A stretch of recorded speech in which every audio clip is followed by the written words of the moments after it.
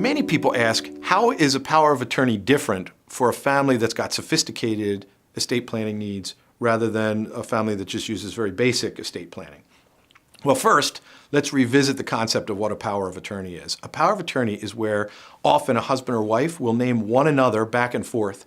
So if they become incapacitated, the other spouse can handle their affairs. And lots of times, even very sophisticated people come in and say, oh, I don't need that.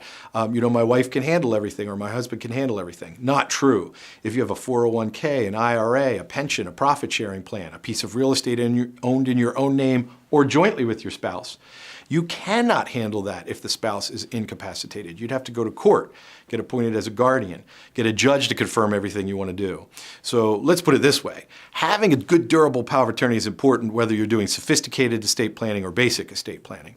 The difference is this.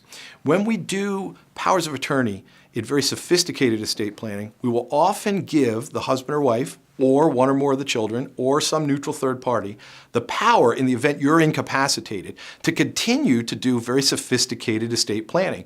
We give them the power to make annual gifts to children and grandchildren and others.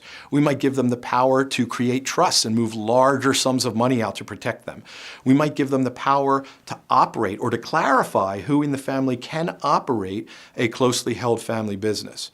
The thing is, a power of attorney, while many people think of it as a form or a very simple document, can and should be customized for a family that needs very sophisticated estate planning. So any family that has a closely held business, an expensive home, or a vacation home, you would need a completely different kind of durable power of attorney than someone doing very, very simple powers. You might also want to include, for example, the power to engage in types of investments that would be quite unusual, or to maintain assets where a family member acting as your fiduciary, acting as your agent, acting under your power of attorney might otherwise have to sell them. There's all sorts of issues that sophisticated families face that people using basic estate planning don't. Having a durable power of attorney is important for everybody. Having these extra powers should be considered and carefully considered whenever you've got these sophisticated needs. Thank you.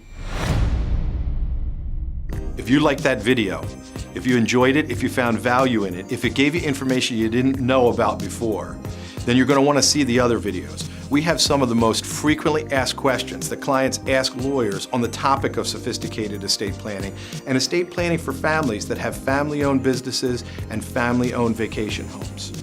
If you'd like a lot more, including the questions that you should be asking and maybe don't even know to ask, but that we as lawyers know you should be asking, then just sign up, click on the link below, and we're going to send you a ton more videos. Frequently asked questions that you need to know the answers to succeed as a family in your sophisticated estate planning.